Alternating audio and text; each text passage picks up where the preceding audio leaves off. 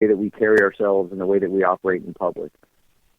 So I that's do kind have of the history of where that happened. So, right. So they were a part of us, and they were a part of Katie, and they were their own people. But I had a comment in the chat room. Somebody who is a gun owner and used to live in Arizona, and their comment was, even when I lived in Arizona, I never open carried. I'd rather not advertise. yeah, well, I mean, and that's fine. That's a personal choice. You know, I don't have a problem with people who don't want to open carry. What I have a problem with are people who don't want to open carry and don't want me to open carry. And, you know, I don't pretend to want to change someone's mind about whether or not they support open carry, but what they need to do is change their mind about supporting everyone else's decision to be able to do that.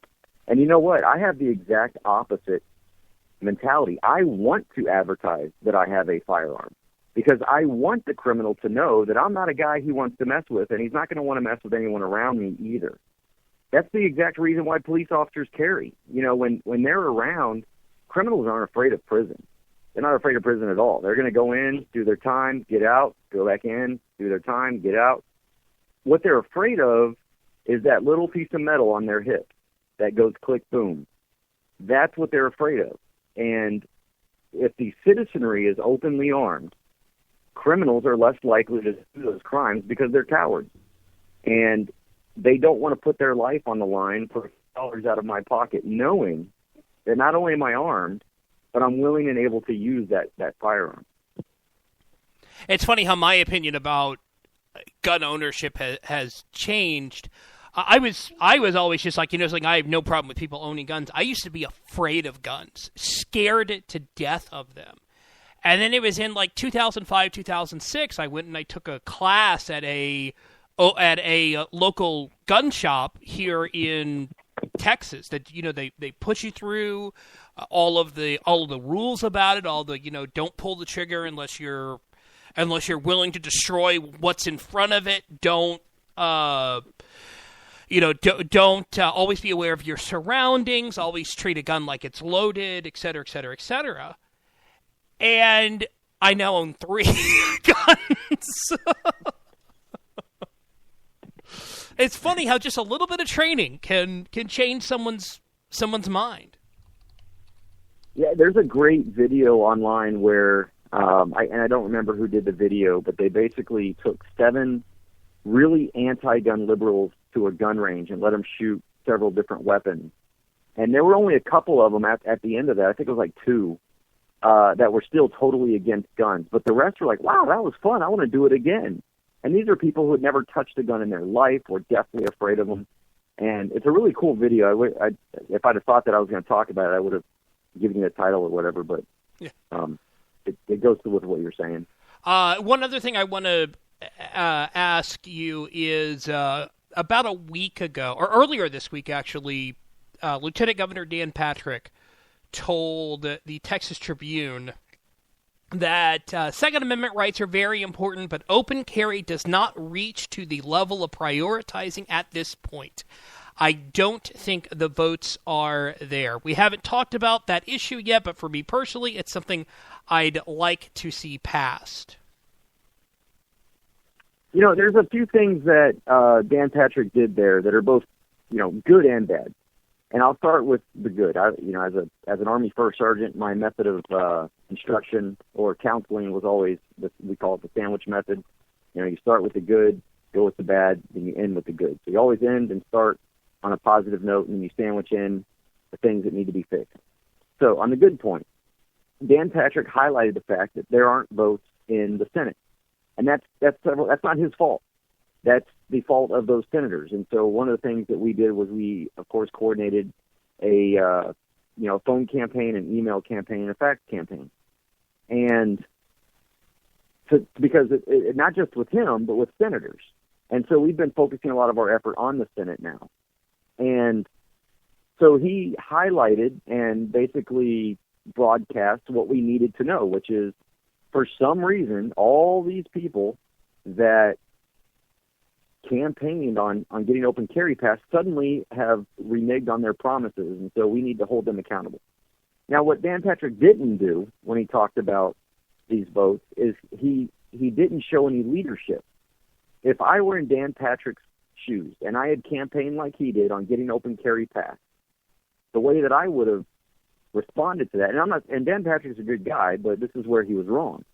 He should have said, the votes aren't there in the Senate, but I am going to do whatever it takes to make sure we get them. That's how a leader responds, not passive. Well, and this is kind of my frustration with Abbott. If it gets on my desk, I'll sign it. That's a very passive way of getting gun legislation passed.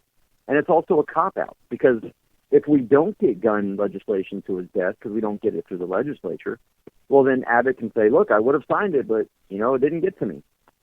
And so he's got to win either way, because if it does get to his desk, then he can say, okay, look, I signed it. I did what I said I was going to do. So that's what Dan Patrick didn't do. And I think also the whole thing about the prioritizing, when you think about these last elections, at least when I think about them, and I'm involved in veterans issues, I'm involved in border issues, I'm involved especially in gun rights, of course. The common refrain, the thing that was making news around the state, was gun rights. And that was permeating throughout the entire spectrum, whether it be the governor's race, the lieutenant governor's race, the AG race, as well as all the Senate and House races. And yet, here's Mr. Patrick saying that it's not a priority. And that kind of boggled my mind, because maybe I was in the twilight zone in 2014 when everybody was campaigning. So, those are the good and bad parts of it. And then, of course, Dan Patrick, rightly so, came out and kind of not did a reverse of course, but at least gave a more optimistic tone, which is what we expect from a pro-gun lieutenant governor. Optimism. We want optimism. And, if we just sat back and go, yeah, well, guys, guess what? It doesn't look like we're going to get the votes. Let's go home. I mean, that gives the legislature a pass to not do anything about it. So that is what it is.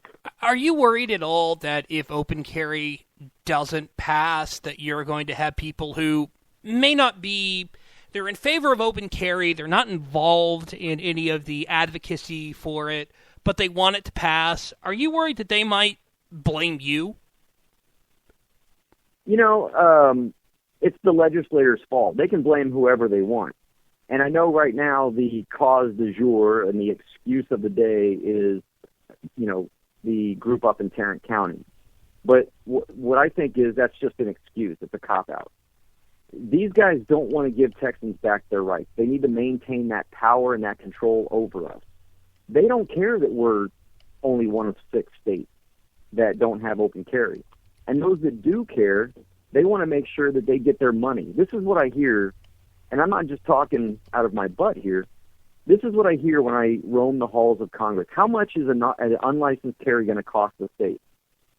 That, my initial reaction is I just want to throw my hands in the air and start, I just want to fall on the ground and start kicking and screaming, because I'm like, can you imagine if someone said, in order for you to have this radio show that you've got right now, or your podcast,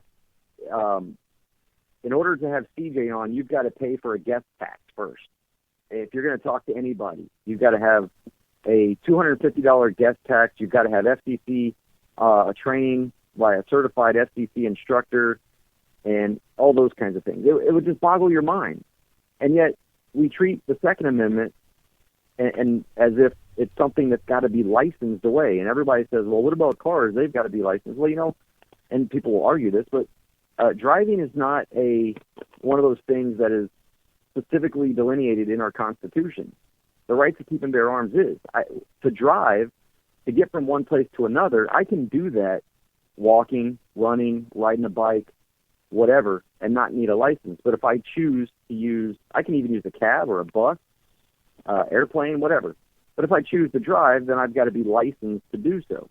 Whereas a firearm, I have an inalienable right by virtue of just living to defend that life. Animals in the wild have claws and teeth. We don't. We have firearms, and that's what we use to defend our natural life that we've been given. You know, back in the day it was stone, then it became spears, and then it became bows and arrows, and then swords, and now it's firearms. I have somebody in the chat room who says they really wish they would be able to carry their battle axe. I'm in favor of open carry in general, including battle axes. Part of our bill, HB 195, gets rid of these silly knife restrictions that we have in Texas. You know, it's crazy that the home of Bowie, you can't carry a Bowie knife. It's amazing to me that we're at that point. Of course, this is also the home of the Alamo and Gonzales. You know, come and take it, and yet they won't let us carry guns that we can yell, "Come and take them." It's pretty amazing. All right, so if somebody wants to find out more about Open Carry Texas, where should they go? OpenCarryTexas.org. And if I can address one more thing real quick, I don't know how much time you have. Do you have a few minutes? Yeah, absolutely. Okay, so there's obviously, you talked a little bit earlier about a lot of the controversy, and I want to address some of the bigger points, especially, a lot of people love to bring up the whole Chipotle incident. What we have always done when we've ever done these open carry events inside of a building, and this isn't what the media likes to report, and this is, of course, not what the gun controllers like to report, but we always get permission before we walk into these places. The Chipotle manager invited us in at that restaurant. And without fail, except for there's one occasion where some of our guys did not follow that, getting permission rule first, and they were kicked out because they just showed up with guns, and that's not how we do things. But barring that one incident, we have always gotten permission from the owner of or the manager of that store. So, and in that Chipotle specific incident, we also had 2 uniformed police officers with us during that event. But not a single report ever anywhere mentions that there were 12 of us plus 2 uniformed police officers plus the fact that we were invited in to that Chipotle. Nobody was offended. As a matter of fact, many people inside were taking pictures with us because they thought it was interesting. Hey, look at this, And so what we stopped doing was, one, taking our long arms, because the media took one picture out of the dozen or so that we posted, took one picture, and you might remember it was the skinny Hispanic guy and the big bearded, larger guy, we'll put it that way.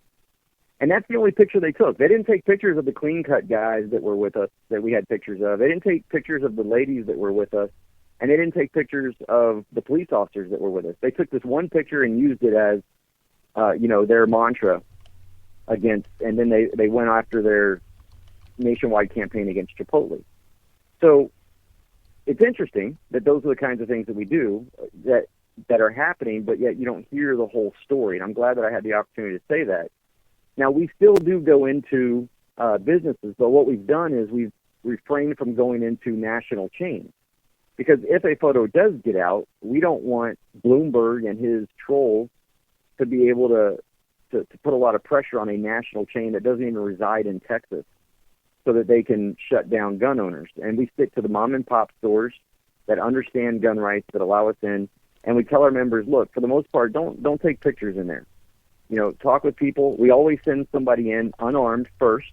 Even when we're invited in, we always send somebody in unarmed to talk with the customers, to make sure even the customers are okay. Hey, just so you know, we're going to be bringing long arms.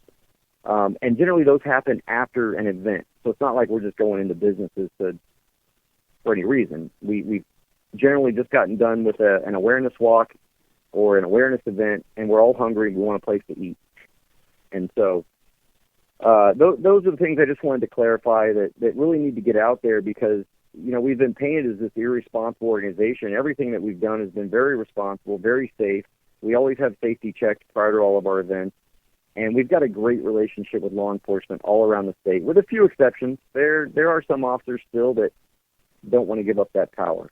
But I just wanted to mention that. That's, I think, very important, because we've gotten a bad rap for that. And gun owners who know that we're being targeted by the media have been so susceptible to that same, mischaracterization and misreporting and attacking us, which has been sort of the most distressing thing of all this. Not only are we fighting Moms Demand Action and Bloomberg's trolls, but we're also fighting our own